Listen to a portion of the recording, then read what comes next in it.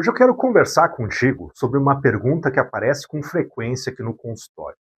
Uma pergunta que normalmente não vem apenas carregada de tristeza. Ela vem também carregada de medo. O medo de que seja tarde demais. O medo de que não se tenha mais tempo. O medo de nunca mais encontrar alguém e de ficar sozinho. Mas principalmente, o medo de não saber mais quem se é. A pergunta ela costuma ser mais ou menos assim. Hélios, depois de 20 anos de união, de casamento, depois de 30 anos juntos, depois de uma vida inteira ao lado de alguém, ainda é possível recomeçar?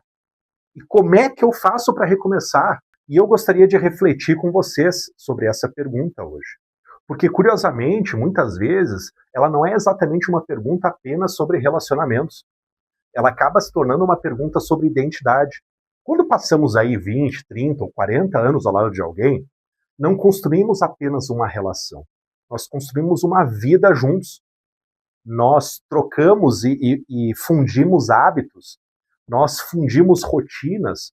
Nós construímos projetos, construímos memórias, construímos uma narrativa sobre quem somos. Durante décadas, a pessoa acorda ao lado da mesma companhia, todo santo dia. Compartilha decisões, compartilha responsabilidades, compartilha sonhos. E aos poucos, essa relação deixa de ser apenas uma parte da vida. E ela passa a ser uma parte da tua identidade. E é por isso que o fim de um casamento longo costuma produzir um sofrimento diferente daquele que é vivido em relações mais breves.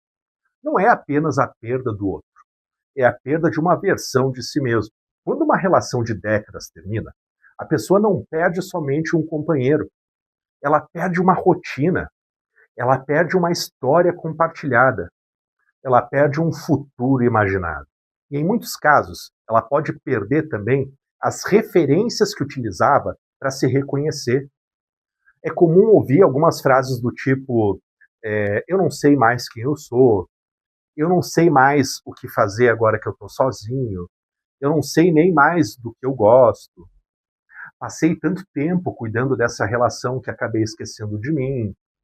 E talvez essa seja uma das partes mais dolorosas do processo. Porque existe um luto que quase ninguém percebe, que é o luto pela identidade. Nós costumamos associar o luto à morte ou ao fim de um relacionamento. Mas também existe o luto por aquilo que acreditávamos que seríamos. Quando uma separação acontece, depois de muitos anos, não morre apenas o relacionamento, morre também uma narrativa. Morre a imagem do casal envelhecendo junto, morre a ideia de determinados projetos, morre uma visão de futuro. E é natural sofrer por isso. Aliás, seria até estranho que não sofresse, não é mesmo? O problema é que muitas pessoas interpretam esse sofrimento como uma prova de que não conseguirão seguir em frente. Mas não é bem assim. O sofrimento é apenas o preço emocional de uma mudança muito grande que está acontecendo aí dentro. E mudanças grandes exigem tempo. Nós vivemos uma cultura que valoriza muito a rapidez. As pessoas querem superar tudo muito rápido, querem entender tudo muito rápido, absorver tudo muito rápido, querem recomeçar rápido. Mas existem perdas que precisam ser elaboradas. Existem histórias que precisam ser encerradas antes que outras novas histórias possam começar.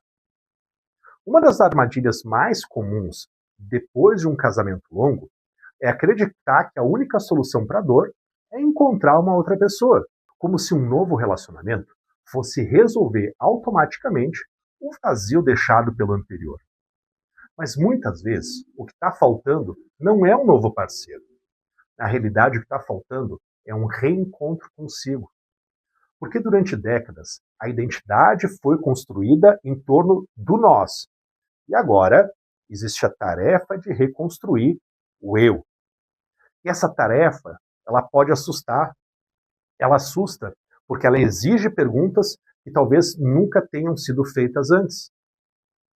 Por exemplo, o que eu gosto, o que me interessa, quais são os meus desejos, meus filmes favoritos, o tipo de roupa que eu gosto, o que eu faria se não precisasse atender às expectativas de alguém. Até pode parecer simples, mas para muitas pessoas essas perguntas são extremamente difíceis, principalmente quando se passaram anos ou décadas priorizando a relação, os filhos, o trabalho e as responsabilidades. É como se de repente surgisse uma liberdade que ninguém pediu e aí tu não sabe o que fazer com ela. E toda liberdade também pode trazer uma certa angústia, porque a liberdade significa que tu pode escolher. E escolher significa ter que assumir uma responsabilidade pela tua própria vida. Eu já ouvi afirmações de alguns pacientes desses casos falando que se sentiam perdidos. Eu costumo trazer para eles uma reflexão de que talvez eles não estejam perdidos. Talvez esteja sendo a possibilidade deles se encontrarem pela primeira vez em muitos anos. Porque tem uma diferença importante entre estar perdido e estar num processo de reconstrução. Quem está perdido não sabe para onde ir. Quem está em reconstrução está criando novos caminhos. E criar esses novos caminhos vai exigir paciência. Outra questão muito presente é o do medo da idade. Né? Ah, mas eu já estou com 40 anos, já estou com 50 anos. As pessoas costumam dizer, né? Mas eu já tenho mais de X idade, já tenho mais de 60. Como se existisse uma idade limite para recomeçar. Como se tivesse escrito lá um prazo oficial para que a vida pudesse oferecer novas experiências. Mas aqui na clínica eu percebo algo muito diferente. Eu já vi pessoas encontrarem novos relacionamentos aos 60, aos 70 e, pasmem, até os 80 anos. Eu já vi pessoas nessa faixa etária descobrirem novos hobbies.